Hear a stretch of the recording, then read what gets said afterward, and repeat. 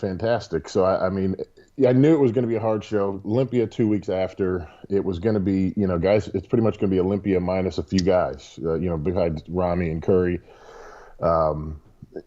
Ended up, I think, I got third place. Yeah. After prejudging, the final call out of prejudging was Nick and I. So I felt like it's just, man, I was a first or second shot going into finals, and then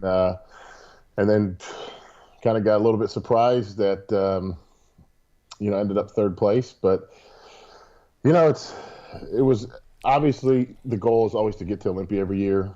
Just missed it in the Texas show and then came close at the Arnold. So, it stung a little bit not being at the Olympia, but knowing, okay, we'll reset going to next year, do what we have to do, and get back on the Olympia stage and make a big splash. I think that prejudging version of you was the biggest and fullest package I've ever seen that you've ever brought. Yeah. And it wasn't like we were trying to overly push fullness or everything. It's just like my body was just primed and felt really good. I was like 286 Saturday morning going on stage. Wow.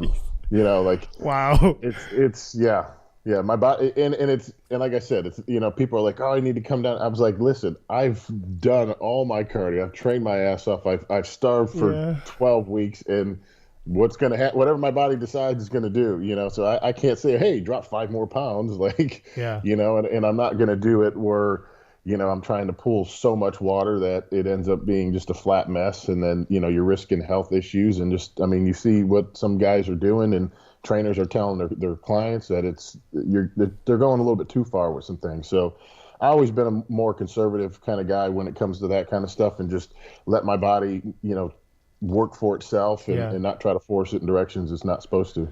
It was very exciting, though, in that final call-out when you and Nick, it was a real, like, oh, my God, because I've never seen that package on you. That, like, all I can remember is that your upper chest and your shoulders literally look, and you needed a side chest, and your hands on hip, most muscular, everything looked like it was about to burst. It did. Yeah. And that, that's the thing is because I'm such a big frame and big body, it takes so much food just to kind of fill it out and hold it.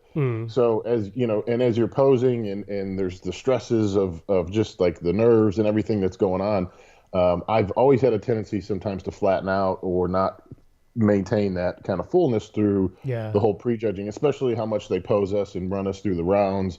We're up there a while, and at that point, your metabolism's cranking. You're just burning through food. Everything you throw at it, it's just going. So the goal was to try to keep the fullness through it, because the feedback from the Texas show was I faded as the prejudging went on. It was a long prejudging. We did 3 rounds of comparisons right out of the gate, and then they brought us back out for another 3 rounds. So I was like, okay, we need to make sure we're ready, we're full, and we carry that through all the judging rounds. Yeah. And I felt we did that.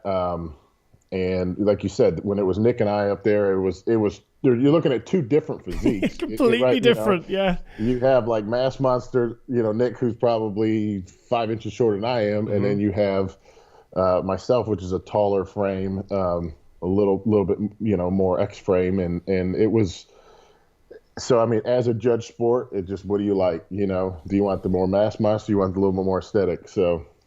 Well, it's like Rami and Hadi. It's like people saying Hadi should have won. It's like, well, they're 2 completely different physiques. One's like tall, like you, and then you got Nick, who's like Hadi,